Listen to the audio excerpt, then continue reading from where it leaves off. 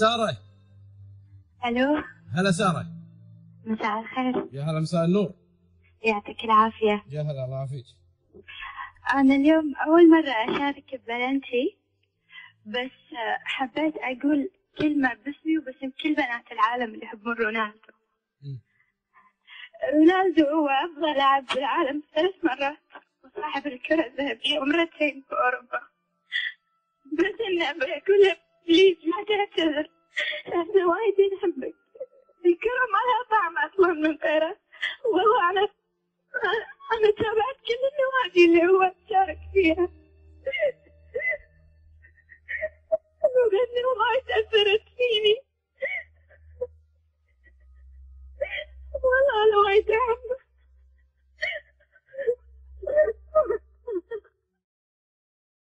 معنا العنود، تفضلي. الو. السلام عليكم أخوي. عليكم السلام ورحمة الله. تفضلي اختي. لو سمحت أخوي، أنا من زمان نفسي بالجهاد. نعم نعم. يعني نفسي بالجهاد. نعم. وقاعدة أكلم الأهل والأهل رافضيني، يقولون لأنك بنت. ليش أنت تفكرين بالجهاد؟ يا شيخ. وصادقة أنت بالكلمة؟ والله يا شيخ صادقة من كل قلبي، تستاهلي مع العين. كم عمرك يا عنود؟ 29 سنة يا شيخ، وأنا نفسيتي وما عيني، قاعد أكلمهم مع عيني. أنا شو أسوي؟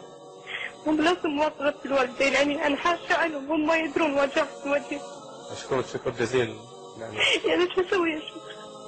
ادعي الله، هذا جهادك، ابذلي ما تستطيع من أموال، لكن رسالتك. الصبح تجي ما تفهم. أنا بودي يعني نفسي من كل قلبي راح، يعني أنا حاقدة عليهم، قاعدة أشوف شو يسوون وساكتة، يعني ودي راح أبرد كبدي فيهم. بس جزاك الله خير، وإن شاء الله توصل هذه الرسالة.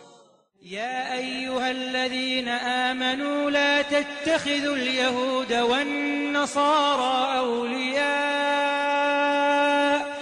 يا أيها الذين آمنوا لا تتخذوا اليهود والنصارى أولياء، بعضهم أولياء بعض، ومن يتولهم منكم فإنه منهم، إن الله لا يهدي القوم الظالمين.